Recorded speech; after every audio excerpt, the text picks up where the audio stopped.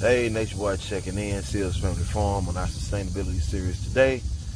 We're going to be working on some compost, ain't that right? Mm-hmm. All right, y'all check us out. Simple tips that you can do right now at your house to live a more sustainable life. It's too easy. Kelvin Jr.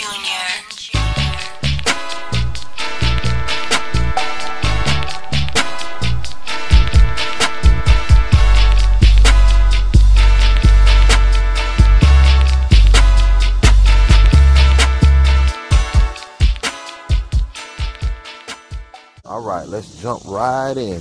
Here we have a regular 5-gallon bucket you can get from anywhere. I suggest that you try Craigslist or online, secondhand. People give these away for free. This is a Chick-fil-A bucket. I got these for like 50 cents a piece from somebody who had hundreds of them. Basically, you come up 6 inches. You're going to take a little marker, mark it 6 inches, or you can eyeball it. I don't really measure, but you want to come up no further than half of the bucket, right? And you just want to make holes. Right, I got a 3/4 hole going on here. You can go do something up to 1 inch. This is just to allow your microorganisms and worms to get in the bucket. And you want to make sure you have a lid for your bucket, of course. And make sure your lid has that little gasket on the top to keep it nice and tight, right? Second thing, that's how you prep your bucket. Second thing you're going to do is find your location.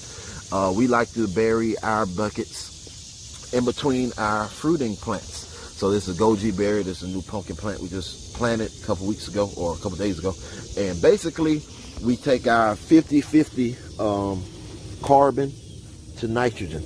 And here at the farm, we got a lot of scraps, a lot of greens that don't make it, watermelon that didn't make it, carrots, all sorts of things. But that's where your kitchen scraps will come into play. And then you have to balance it out. So as many kitchen scraps as you do, you got to have an equal part of carbon, which can be cardboard, paper, shredded paper, leaf material, anything like that. But if you use a non-standard measuring tool, you fill this bucket up. That's 1 bucket. You got to have an equal part of the carbon going there too.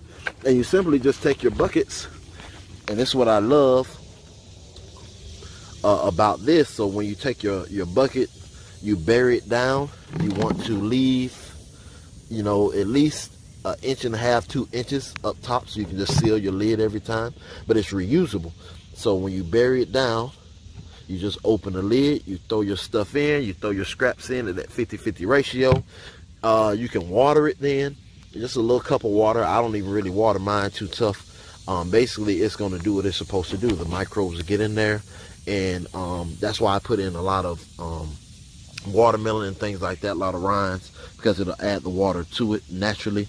But basically, it's going to continue to break down, and it'll be a slow release type of fertilizer for your plants to enjoy. If you don't have a in-ground garden, you can always utilize a garden bed and use a PVC, a 4-inch PVC pipe instead of the 5-gallon bucket. You do the same thing. You go up 6 inches, you make your holes, you dig your hole, you put it in, and then you backfill it, of course, and then you just simply fill your PVC pipe up with your compost, and it helps because it doesn't take up as much space as the 5-gallon buckets do.